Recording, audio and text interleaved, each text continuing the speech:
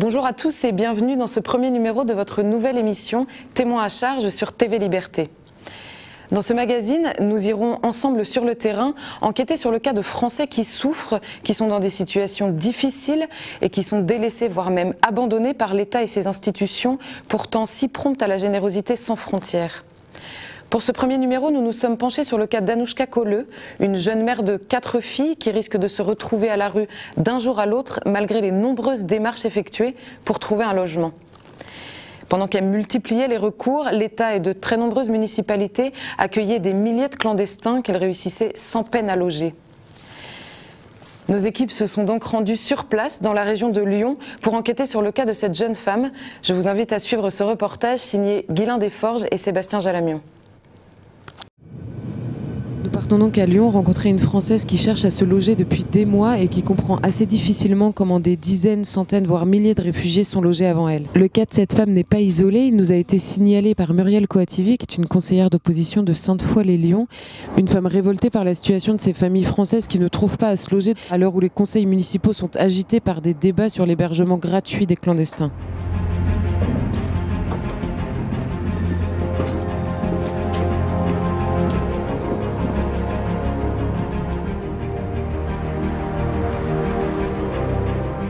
Nous sommes donc arrivés à Sainte-Foy-les-Lyons et nous allons tout de suite rencontrer Muriel Coativi qui a écrit à Madame le maire et aux maires des communes environnantes pour demander comment il était possible que des clandestins soient logés tandis que certaines familles françaises étaient toujours en attente d'hébergement.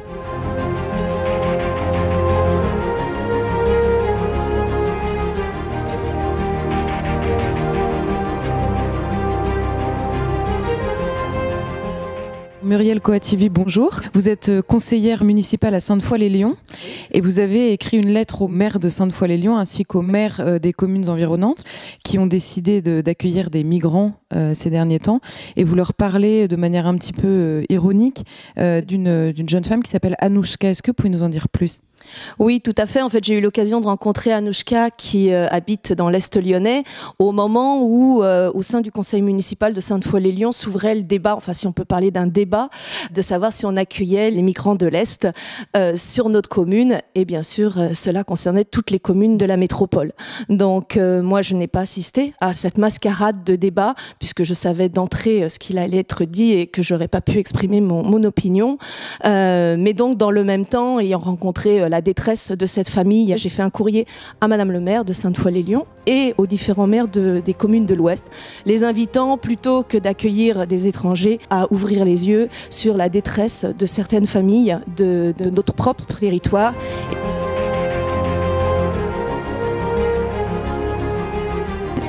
Dans votre lettre, vous développez un petit peu le cas de cette Anouchka. Est-ce que vous pouvez nous dire comment elle vit, quelles sont ses conditions de vie ? Alors, ces conditions de vie sont celles de nombreuses familles. En fait, entre-temps, j'ai découvert qu'il y avait de nombreuses autres familles qui étaient dans la même situation sur la région lyonnaise. Des familles ou des dames âgées, souvent c'est des femmes. Cette dame, elle, spécifiquement, a fait l'objet de violences conjugales. Elles ont été dépannées véritablement par une commune de l'Est lyonnais dans un temps qui devait être limité. Il s'avère que les logements sociaux n'ont pas répondu à ces différents courriers depuis déjà presque un an, je crois. Et du coup, ce logement de fortune est devenu un logement pérenne. Ça fait déjà plus d'1 an qu'elle y est avec ses 2 filles. On se retrouve vite dans un engrenage où les services sociaux n'en ont rien à faire. Il faut bien le dire, n'en ont rien à faire. Vous nous dites que les services sociaux n'ont pas répondu aux demandes de ces différentes familles, notamment à celle d'Anouchka précisément. Est-ce que vous avez eu, vous, une réponse à la lettre que vous avez adressée aux différentes communes ? Alors non, a priori, je n'ai pas eu de lettre. J'ai également laissé l'adresse directement d'Anouchka aux différentes mairies pour aller au plus vite. Je leur ai bien insisté sur l'urgence de la situation parce que on nous parle du problème de l'arrivée de l'hiver. Elles sont sans chauffage depuis 1 mois que j'ai envoyé ce courrier. Donc, devant l'urgence de la situation, je leur ai bien envoyé directement les coordonnées d'Anouchka et elle non plus, elle n'a reçu aucune réponse, aucun contact.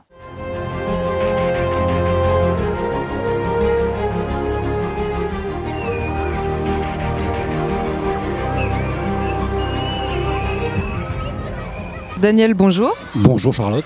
Alors vous êtes un ami d'Anouchka. Est-ce que vous pouvez nous décrire un petit peu la situation dans laquelle elle est aujourd'hui ? Eh ben, Anouchka est dans une situation un peu précaire, même beaucoup plus précaire, pour la bonne et simple raison qu'elle vit dans un taudis, quoi. Elle est mère de 4 enfants, un truc insalubre. Elle est handicapée à 80%, quoi. Voilà, je trouve ça aberrant qu'en 2015, une femme, quoi, vit dans, ce qu'on peut appeler ça, dans une merde, quoi. Dans la merde, quoi, la plus complète. Personne n'aide, personne ne s'occupe d'elle. Alors, vous avez justement été témoin des différentes démarches qu'elle a fait. Quand vous dites personne ne l'aide, est-ce que vous savez auprès de qui elle a été demandée de l'aide? Auprès des maires, des services intéressés, quoi. Enfin, la mairie, le CCAS, et j'en passe, quoi. Des gens qui vont plus ou moins vous aider et qui vont tourner le dos, quoi. Voilà. Et alors justement, quand elle a demandé de l'aide, est-ce que vous savez quelles ont été les réponses, s'il y en a eu? À mon avis, c'est toujours tout négatif, on verra plus tard, on gagne du temps. En attendant, c'est elle qui le vit, quoi. Elle vit dans sa chair. Moi, je vis pas avec elle, je suis une amie, mais quelle tristesse, quoi.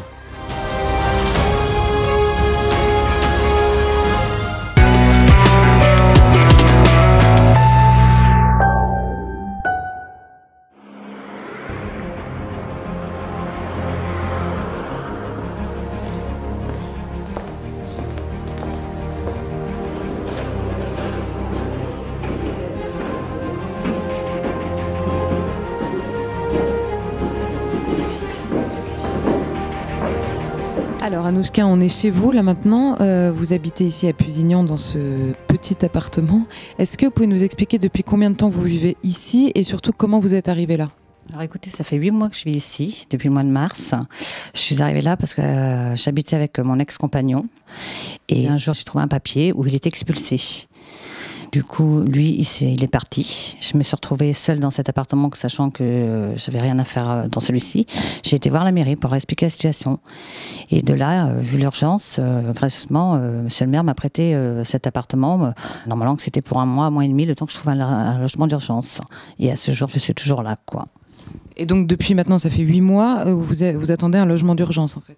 Exactement, en fait, là je suis actuellement dans un logement d'urgence et j'attends un logement décent, quoi, parce que je vis avec deux filles mineures et j'ai mon autre fille qui vit chez son papa qui attend que j'ai un appartement pour vivre avec moi. Vous cherchez donc un logement, qu'est-ce que vous avez démarché comme association auprès de la mairie? Qu'est-ce que vous êtes allé voir? Écoutez, j'étais voir le CCAS de la mairie, donc on a fait les demandes, tout ça. J'étais à la MDR de Genasse, qui a fait les demandes. On avait fait une demande de DALO, qui la première fois a été refusée parce que soi-disant que c'était trop rapide.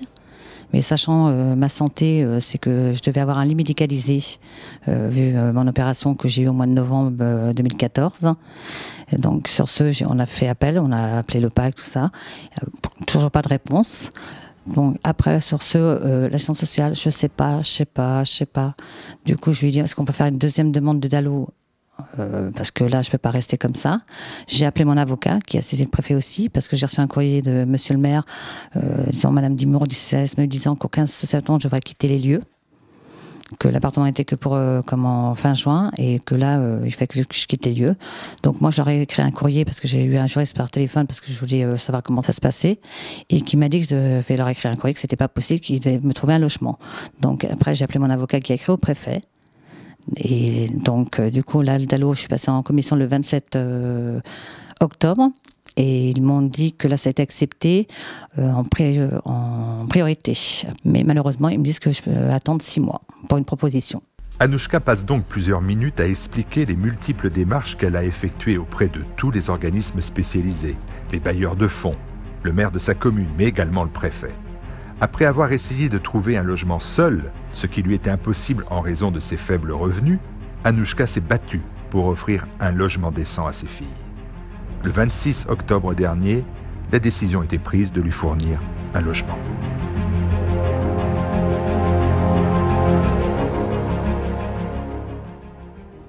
Et là, donc, on vous a annoncé que le 15 septembre, vous étiez expulsé. Là, vous êtes toujours dans ce logement. Quelle raison vous a donné pour vous expulser? Alors, la première raison, c'était parce qu'ils avaient embauché quelqu'un et ils avaient besoin de cet appartement. Voilà ce qu'ils m'avaient donné comme raison. Et puis après, voilà, qui m'avait soi-disant convié jusqu'au fin juin. Mais moi, j'ai jamais signé de papier, ni de bail, ni rien. Et alors, quelles sont aujourd'hui vos sources de revenus? Je touche donc une pension d'invalidité. 390 € et ma rente accident du travail de 446 € par mois. Et j'ai mon chômage, donc qui est de 900 € par mois et qui a commencé au mois d'août et qui se termine au mois de février l'année prochaine.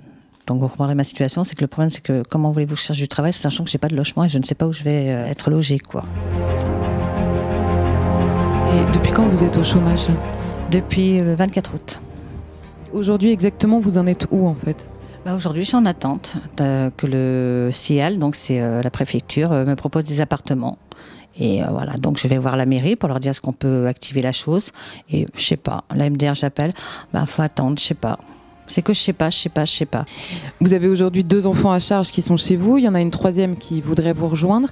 Quand vous faites vos demandes, est-ce que ça joue le fait que vous ayez des enfants à charge? Ah non, pas du tout. Même la petite enfance m'a dit que si je continuais à vivre dans cet appartement, on allait me placer Zora. Comme on lève ma fille, quoi. Voilà ce qu'on m'a proposé, quoi.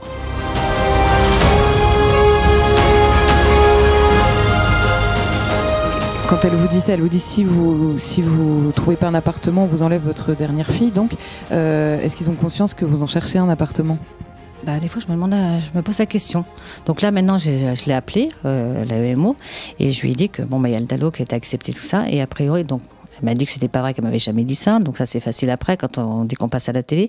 Et elle m'a dit là c'est bon, il n'y a plus qu'à attendre. Je dis ouais mais bon 6 mois, je vais pas attendre 6 mois non plus. Moi j'ai ma santé qui se dégrade et au bout d'un moment, puis avec le froid on va pas avoir de chauffage, l'humidité déjà ici il y a pas d'aération, il y a rien, c'est atroce quoi. De même que pour ma fille Anastasia qui est asthmatique, qui m'a fait une crise d'asthme et une crise d'angoisse qui a été hospitalisée.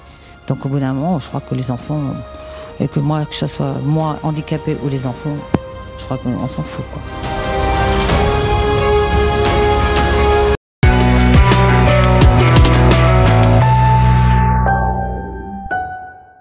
Et alors on a à l'instant là chez vous, il y a la police municipale qui a sonné disant que quelqu'un avait dit qu'on était là avec vous.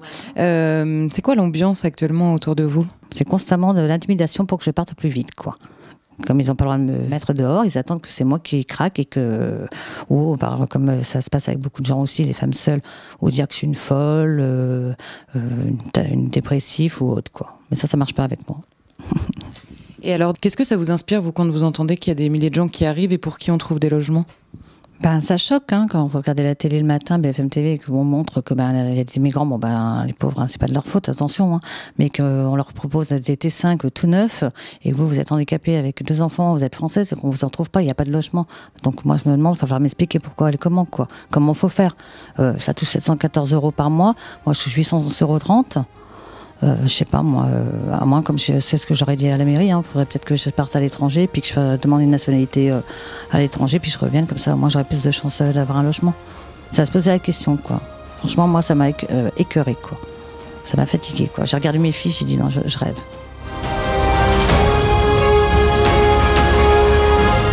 Et vos filles aujourd'hui, comment est-ce qu'elles vivent la situation? Notamment il y en a une qui est à l'école juste à côté. Comment est-ce qu'elles le vivent? Comment elles le supportent? Écoutez, ça va parce que je les entoure bien, quoi. Et puis il y a ses sœurs, et des fois elles en ont marre, elles aimeraient bien avoir leur chambre. Mais bon, pour l'instant on vit comme ça, et puis on est solidaires, donc c'est ça qui est important. Et puis on garde le moral, quoi. C'est surtout ça. Mais des fois c'est très dur, surtout pour celles de 16 ans, quoi. Donc vous avez fait plusieurs demandes de logement à plusieurs organismes différents. Est-ce que vous avez demandé à rester à Pusignan ou pas? Non, pas du tout. J'ai demandé tout Lyon et les alentours de Lyon, quoi, la métropole. Hein. Moi, du moment qu'on me donne un logement décent, c'est tout ce que je veux et vivre tranquillement avec mes filles. Là, dernièrement, on m'a proposé un appartement à Ternay, à côté de Givors, sachant que ma fille de 16 ans est à l'école à Lyon 8e, faire 2 heures de car, non, je pense pas, quoi. Faut pas exagérer. Je comprends qu'ils veulent que je parte, mais qu'ils me trouvent un appartement à côté de Lyon 8e, quoi. Et j'ai celle de 18 ans, travaille à Vèze, donc imaginez les trajets, 2 heures aller, 2 heures retour, non, je suis pas d'accord, quoi. Donc tout ce que je demande un appartement décent dans Lyon ou les alentours. Donc pour être sûr de bien comprendre ce que vous êtes en train de nous dire, c'est que vous avez fait des demandes de logement dans tout Lyon, toute la métropole de Lyon, et qu'on vous a répondu qu'il n'y avait pas de logement vacant, en fait, pas de logement disponible pour vous. Non, il n'y a pas de logement, voilà ce qu'on m'a répondu. On m'a répondu qu'il n'y avait pas de logement, il y avait 50 000 demandes. Voilà tout ce qu'on m'a répondu. Donc j'estime que quand même, pas de logement, je sais pas, il va falloir m'expliquer comment ça se fait que les réfugiés ont des logements et moi j'en ai pas. C'est tout ce que je demande, quoi. Expliquez-moi, quoi.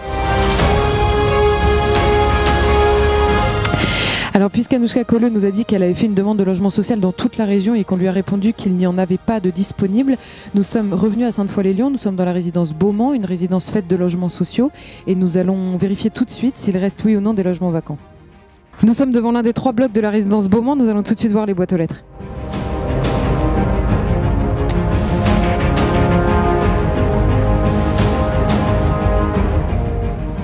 Donc nous voyons là qu'il y a 3 logements disponibles dans ce bloc-là.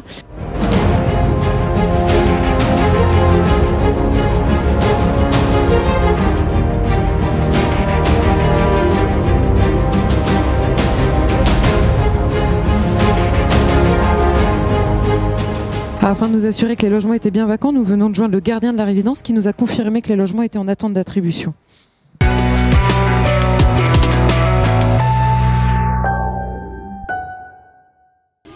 Et nous sommes actuellement devant la mairie de Pusignan où le maire Gilbert Marbeuf a refusé de répondre à nos questions. Nous voulions effectivement des explications quant au cas d'Anouchka, puisqu'il y a quelques mois, la mairie lui avait offert gracieusement un logement. Elle est aujourd'hui menacée d'expulsion, mais la mairie refuse de répondre à nos questions. Je comprends sa situation aussi, hein. C'est un appartement, c'est déjà d'urgence, c'était pour 2 mois. En plus, bon bah donc j'ai pas de page, j'ai rien. Donc s'il arrive quelque chose, c'est ce qu'il m'a expliqué aussi parce qu'on a eu une réunion. C'est lui qui a des problèmes, qui peut aller en prison de ça. Et ça, je comprends tout à fait. Mais bon, je comprends pas qu'il est pas venu à la télé. Il aurait pu s'expliquer. Hein. Moi, je suis pas là pour me battre. Je comprends très bien sa situation et faut qu'il comprenne la mienne. Et je fais tout en ma faveur. Même j'ai même fait les foyers. J'ai tout demandé. Et à ce jour, j'ai rien, quoi. Et je peux pas faire plus. Donc le plus que j'ai fait, c'est maintenant de venir à la télé, quoi, pour trouver un logement. C'est pour ça que je vous ai appelé. Et j'ai fait appel à la mairie de TV. Là, maintenant, c'est mon seul recours que je peux avoir. Vous, quoi.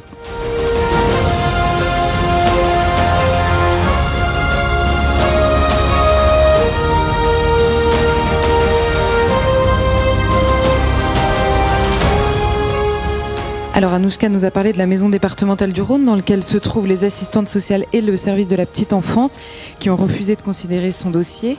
Nous allons tout de suite aller voir sur place ce qu'il en est. Alors nous avons vu tout à l'heure Muriel Coativi qui nous a parlé du problème de la crise migratoire et du logement dans la région Rhône-Alpes. Nous avons ensuite vu Anouchka qui nous a confié ses problèmes pour obtenir un logement malgré l'insalubrité de son hébergement actuel. Nous avons vu tout à l'heure dans une résidence que certaines boîtes aux lettres montraient que certains logements étaient vacants. Nous nous rendons tout de suite au groupe HLM Rhône-Alpes pour essayer de démêler toutes ces questions. Est-ce que vous pouvez commencer par présenter votre association et nous éclairer un petit peu sur son rôle ? Alors, l'ARA HLM, c'est une association loi 1901. C'est un syndicat professionnel, en fait. Ça regroupe tous les bailleurs sociaux de la région Rhône-Alpes. Et alors, aujourd'hui, le parc HLM dans la région Rhône-Alpes, est-ce que vous pouvez nous en dire plus ? Ça représente combien de logements ? Ça s'adresse à qui ? Donc, c'est 450 000 logements en Rhône-Alpes. Vous avez une différence de répartition selon les départements, mais les départements qui sont fortement concernés par un volume important, c'est le Rhône, l'Isère, et la Haute-Savoie. Après, vous avez un parc qui est sous tension, puisqu'on a énormément de demandeurs. Le volume de demande à l'échelle de la région Rhône-Alpes, c'est 163 000 demandeurs. Et face à cette demande, vous avez à peu près 50 000 attributions par an. Donc vous voyez déjà le rapport que ça peut faire entre la pression de la demande et l'offre. Et alors tout à l'heure, on était à Sainte-Foy-les-Lyons et on a rencontré quelqu'un donc dans une résidence HLM et on a vu sur les boîtes aux lettres qu'il y avait plusieurs logements qui étaient vides. Il y en avait plusieurs. Comment on explique ça en fait ? Il y a des logements qui sont donc en attente d'attribution. Pourquoi il y en a plusieurs ? Alors, le système français, parce que c'est un système français, ça n'existe pas dans les autres pays européens, on a un système de réservation. Le logement social, quand vous le construisez, vous avez une maquette financière et vous avez des réservataires qui sont des collectivités, des partenaires, Action Logement notamment, qui financent. La contrepartie du financement, c'est la réservation. Ça veut dire que ces entités-là sont prioritaires sur ce logement parce qu'elles l'ont participé au financement et c'est elles qui doivent proposer le candidat pour ce logement.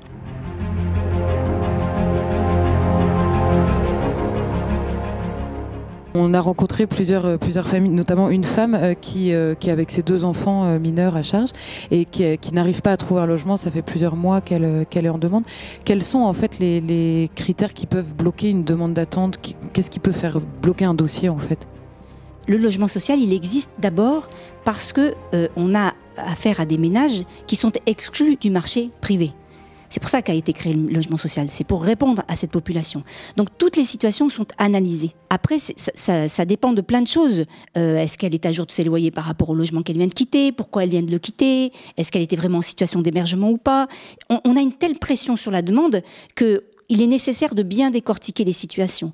Mais c'est pas parce que on est dans une situation critique, notamment on ne travaille pas, on n'a pas de ressources, que c'est impossible d'accéder au logement social, puisque c'est fait pour ça. La question, c'est par rapport à la quantité de choses et de situations qu'on a à gérer, quelle est véritablement la situation d'urgence de ce cas-là? C'est plutôt ça la question qui est difficile aujourd'hui. Et alors, est-ce que pour les femmes seules, en l'occurrence c'est un cas là dont je vous parle, c'est une femme seule avec des enfants, est-ce que ça joue ça? Non, ça joue pas. Parce que qu'on soit seul avec des enfants ou qu'on soit seul ou en couple ou toute seule, c'est pas le, comment dire, dans le logement social, c'est pas la question. C'est plutôt la question de l'urgence de ce cas-là par rapport à la quantité de cas qu'on a à traiter. C'est plutôt ça la difficulté de l'exercice.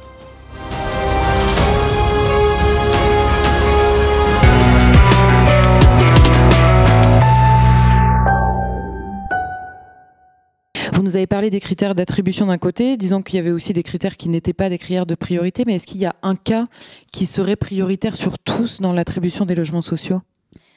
Oui, par exemple, vous prenez une situation de quelqu'un qui se retrouve dans un bâtiment insalubre, avec une urgence d'être dépassé parce que ça va s'effondrer. Ça, c'est une urgence. Et ça, pour le coup, c'est des situations où on ne va pas mettre... 3 plombes à se dire il passe devant les autres ou il passe pas devant les autres. Donc il y a un risque. Alors après la question c'est est-ce que c'est le sortir de ce logement pour le mettre dans une structure d'hébergement en attendant de trouver, ou est-ce qu'on passe en logement direct? Ça va dépendre aussi de la disponibilité en logement direct et de sa capacité aussi à lui à dire oui pour aller dans tel endroit. Et alors, vous nous dites donc qu'il y a un manque de logement par rapport à la demande. Récemment, on a parlé de la fameuse crise des migrants, avec beaucoup de gens qui arrivent et qui sont en demande d'un logement. Est-ce que vous avez eu à gérer ça? Ça représente quel pourcentage? Comment vous répondez en fait à cette demande d'urgence? Alors, on a été saisi comme tous les territoires français par le national, par le ministère, sur cette préoccupation. On réagit de plusieurs manières. Les bailleurs sociaux sont solidaires de ce qui se passe pour cette population qui doit fuir des pays en guerre. Donc là, il est incontestable que les bailleurs sociaux soutiennent ce processus et cette idée d'accompagner cette population. En revanche, on ne peut pas le faire au détriment des autres populations qui sont déjà là. Donc le principe que l'on partage avec nos partenaires, notamment État, c'est de dire la première urgence, c'est de sortir les gens qui sont dans des structures d'hébergement et qui attendent depuis longtemps pour accéder au logement autonome, de manière à ce que ces migrants qui arrivent, qui n'ont pas d'ouverture de droit, qui n'ont pas de titre, soient placés dans ces centres d'hébergement, pris en charge, et pas uniquement au niveau administratif, au niveau santé, etc., pour qu'ensuite on puisse s'occuper d'eux sur l'accès à un logement autonome. Alors, il y a une conseillère municipale de Sainte-Foy-les-Lyons qui nous a expliqué qu'il y avait des logements qui allaient être construits en fait, pour les migrants, donc peut-être des centres d'hébergement du coup plutôt. Est-ce qu'il y a un budget qui a été attribué pour vous aider à gérer cette crise, un budget particulier, ou ça continue comme avant? Non, ça continue comme avant. Ça, on est sur les effets d'annonce.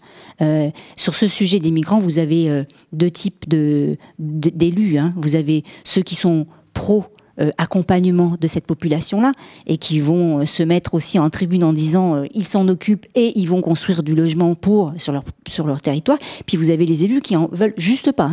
Donc il faut qu'on puisse travailler avec les deux. Mais pour l'instant, les bailleurs sociaux qui devraient construire quelque chose le feront pas avec des fonds supplémentaires. Et il va falloir se débrouiller avec les maquettes financières qu'on a aujourd'hui. Aïcha Mouadab explique donc que les demandeurs français sont privilégiés par rapport aux migrants puisqu'ils restent prioritaires. Mais elle précise également qu'il faut construire de nouveaux centres d'hébergement pour accueillir ces clandestins et qu'aucun nouveau budget est attribué pour cela.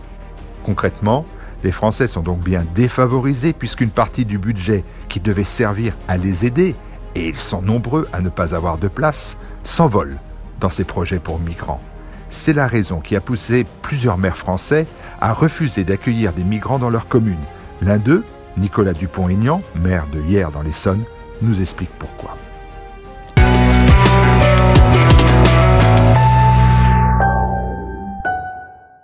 Nicolas Dupont-Aignan, vous êtes maire de Hyères et vous n'avez pas voulu accueillir dans votre commune de migrants. Est-ce que vous pouvez nous expliquer pourquoi ?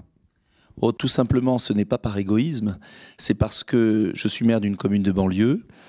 Nous faisons une énorme action sociale pour intégrer, assimiler tous ceux qui sont sur notre sol.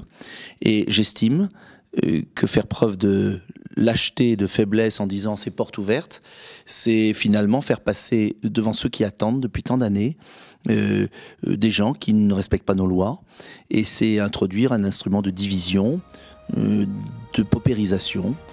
Je crois qu'on n'en a pas besoin, voilà.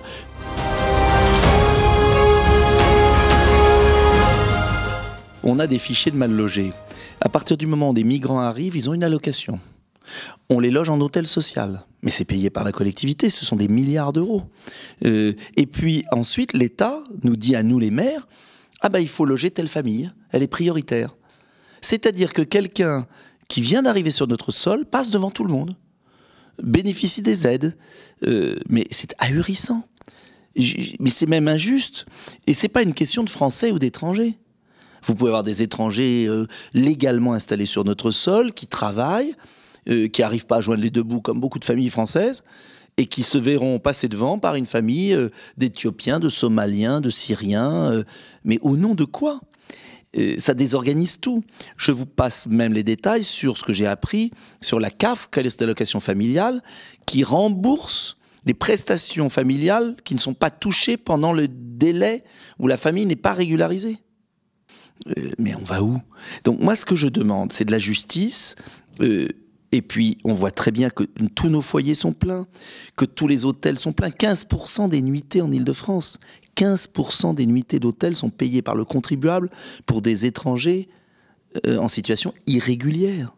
Mais je ne sais pas si il n'y a pas un pays au monde qui fait autant. Et alors on a rencontré une femme qui s'occupe des bailleurs sociaux dans la région de Lyon et qui nous expliquait qu'en fait il y avait une différence entre l'hébergement, enfin les centres d'hébergement et les centres de logement, et que de toute façon les Français ou les étrangers en situation régulière étaient prioritaires sur le logement. Est-ce qu'il n'y a pas une question de budget aussi? S'ils sont prioritaires, si les étrangers en situation irrégulière sont prioritaires sur l'hébergement, la problématique est budgétaire en fait. Mais trouvez-vous normal que le gouvernement socialiste ait réduit l'aide au logement, c'est-à-dire les budgets consacrés au logement social, et augmente tous les jours l'aide aux réfugiés ou aux clandestins?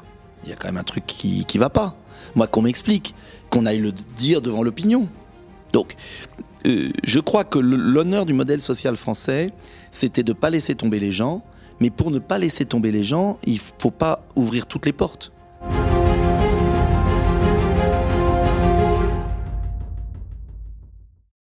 Depuis le tournage de ces images, Anouchka a récupéré la troisième de ses 4 filles et aucun logement ne lui a été proposé. Elle vit donc dans 15 mètres carrés avec 3 enfants. Merci à tous de nous avoir suivis pour cette première émission Témoins à charge sur TV Liberté. Je vous retrouve le mois prochain. Et si vous avez dans votre entourage des cas susceptibles d'intéresser les équipes de Témoins à charge, n'hésitez pas à nous écrire à TV Liberté Témoins à charge à l'adresse qui s'inscrit sur vos écrans. Merci à tous de nous avoir suivis et à très bientôt sur TV Liberté.